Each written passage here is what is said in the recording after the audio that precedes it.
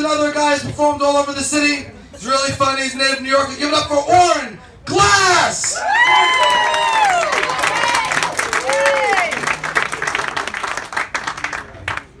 Everyone give it up for your great host, Sal. Although you forgot to mention all the TV shows I've been on, all the comedy clubs I performed at all over New York City. I performed at Dangerfield. Alright.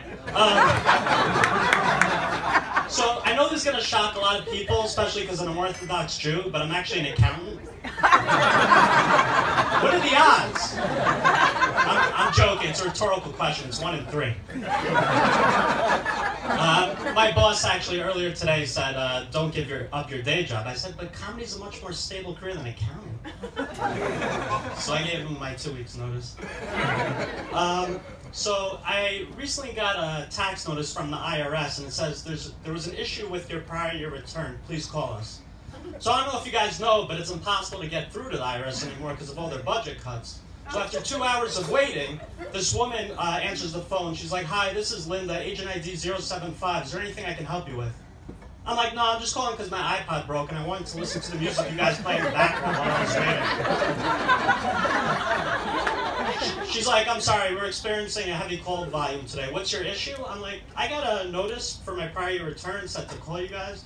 She's like, "Sure, what's your name?" I'm like, "Oren." She's like, "How do you spell that?" I'm like, O is an orange. No, I mean O is an octopus. Oh wait, it doesn't matter which word you choose. So she's like, "Hold on 1 second, let me pull up your records." I'm like, "Listen, Linda, don't fuck this up. I'm recording this call for quality assurance." I love when you guys say that because that was my #1 concern when I called you guys. She's like, "Yeah, the issue is on page 1 of your prior year return. It said you made over $100,000 last year." I'm like, "Yeah, so what?" She's like, "Well, on the bottom of page 2, it says you're a stand-up comedian." That's not possible. I'm like, "Have you seen me perform?" Yeah, I was actually at your last performance in November where you were making fun of IRS agents. She's like, "We're going to issue you a $50 penalty for being a smartass. How do you want to pay that?" I'm like, "Just put me on a payment plan, Linda." I hung up on her. So I recently celebrated July 4th about 5-6 months ago with my friend. Nothing more American than going to Costco on July 4th weekend. Does anyone have that friend who will say literally anything to get what he wants? So my friend Alan will say anything. So we went to Costco, and he has a membership card, and he wanted to get me on his membership. So we went to the membership desk, and we're like, my friend Alan's like, "Oh, can I get him on my card?" And they're like, "Well, Alan, you don't have the proper membership to do that." So the guy calls over his manager, the worker there. The manager said, "You know what, it's fine." So he asked for my ID. I give him my ID, and the employee's like, "Sorry, you can't do this. You guys have to have the same address to be on the same membership." So without even thinking, Alan's like, but he's my boyfriend, and we live together, but he goes back and forth to his apartment." And as soon as he said that, you could see the employee and the manager start trembling, like, "Oh shit." It's like, "It's fine, we can do it." So they gave it to me, and as we're walking away, I'm like, "Alan, why didn't you tell them we're transgender too? They would have signed over the deed to the warehouse." "It's fine, we have other warehouses, you keep it." I'm like, "Alan, does that mean we have to have sex once a year to renew our annual membership?" So I recently went with 3 friends to a bar, 2 other Jews, and my friend, an Asian friend, Ken. And we were talking the whole time about, I said, it's not really fair that Jews have this stereotype of being really cheap. It's just not true. So I said, "You know what I'm going to do at the end of this? I'm going to pay for everyone." But Ken, it's up to you to tell everyone that Jews are not cheap. So at the very end, I go to the bartender. I'm like, "I want to pay the tab." And he's like, "Oh, your friend Ken already paid for everyone." And he said all Jews are cheap. So last week, one morning, I was on the subway, and this homeless guy gets up, and he says, I'm just looking to get something to eat. I haven't eaten since last night. I'm just looking for $2 for a coffee and a bagel." I'm like, where can you get a coffee and bagel for $2 in New York City? And then I get up, I'm like, I'm looking for something to eat too. I haven't eaten since last night, because last night is the last meal, and most people haven't eaten since the last meal. So don't give that guy your money. Let him starve for another 2 days before he has a legitimate pitch. And then another guy gets up, I'm looking for $75 because I haven't drank in 2 hours. I'm trying to get a soda. I'm like, a soda? He's like, at Whole Foods. I'm like, oh, okay. So is everyone excited about tax reform? So you hear Trump's speech about it?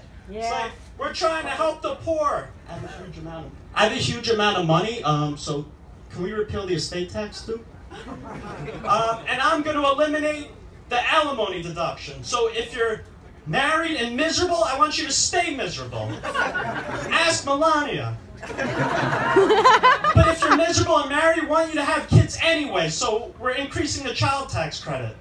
And if you like your tax plan, you can keep it. Wait, there's only one tax plan? Alright, sorry, that's sad. So, one of my friends, he said he doesn't like one type of, he doesn't really like women that talk, unless you have a question for them and they answer. So I'm like, are you still dating that woman? He's like, nah, I broke up with Siri. I'm not dating Alexa, but I'm cheating on her with my GPS, so don't tell anyone. Has anyone tried online dating? That's willing to admit. Woo! So I was recently on a date with a girl, and she said, Oren, I don't get it. You said on the last day you didn't see this going anywhere. Why are we going out again? I'm like, yeah, but I just signed up for the Chase Sapphire Reserve car, and I have to spend $4,000 in the first 3 months to have 50,000 points. She's like, you told me that on the last date. I'm like, yeah, but I get 2% cash back on dining also, so enjoy the meal. It's nothing personal. So, what's everyone's favorite holiday? I'm hoping at least one of you is Halloween, right? Woo! So I never understood as a kid growing up, on Halloween, everyone asked the same question, and they only want one answer, and they always get the same answer. So why even ask the question? I'll tell you why. When I was a little kid growing up, was going door to door, I knocked on this one guy's door. This guy answered the door, wearing a white beater, potato chip crumbs all over his stomach. I'm like, trick or treat. He's like, trick, I'm a pedophile, get the fuck in here. He tricked me because he had this candy that sounded kind of good called chloroform, but... And then I'm in there, and Chris Hansen from Dateline NBC, To Catch Better, comes in. He's like, what are you doing here? I'm like, me, I came here. This is not like the show where they come to you. And then Chris Hansen starts laughing. I'm like, what's so funny? And then he ripped off his Chris Hansen mask, and it's Harvey Weinstein. I'm like, now, at least on Facebook, you can prevent this. Mark yourself as safe from Hurricane Harvey Weinstein. So everyone here enjoys riding the subway, I'm sure. So the one thing I do like about the MTA is their slogan, if you see something, keep it to yourself. Chances are if you tell an MTA employee, they won't know what the fuck to do. The one way to make trains come quicker is to peek down the tunnel to see when it's coming. It speeds it up the process. One thing I hate is the announcements. One of the announcements, you're waiting for a train for 15 minutes, finally it comes, and then you're on there, it's like, sorry, we're delayed because of train traffic ahead of us. Everyone's thinking to themselves, you're such a fucking liar. We've been waiting here for 15 minutes. Then you're on it for an hour and it says, the electronic script maps are now in service. Shouldn't you have told me that when they weren't in service? So now you're telling me they are in service? I'm in the wrong borough? So as an Orthodox Jew, I always get a lot of suspicion when I go to the airport, because Jews are notorious for blowing up airplanes. And in Atlanta, there was in the airport, one guy, he decided to search me more in depth. And he had gloves, but he was putting his hands down my pants, touching my crotch. I'm like, excuse me? He's like, yeah. I'm like, do you work here? He laughed. No, I'm kidding. He actually said, oh shit, I think they're on to me, and he ran away. And I'm like, oh shit, I think they're on to me. I don't even have a flight. Alright, so I'm going to close by saying I go to a lot of stand-up comedy myself, and I notice a lot of the comedians, even the really good ones, unfortunately, don't really have a good way of closing their act. Alright, you guys have been great. I got to run.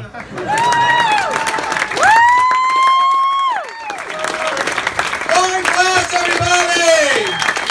Oren, I'm sorry about that time in the airport. It was a slow week for me, man. I'm sorry about that.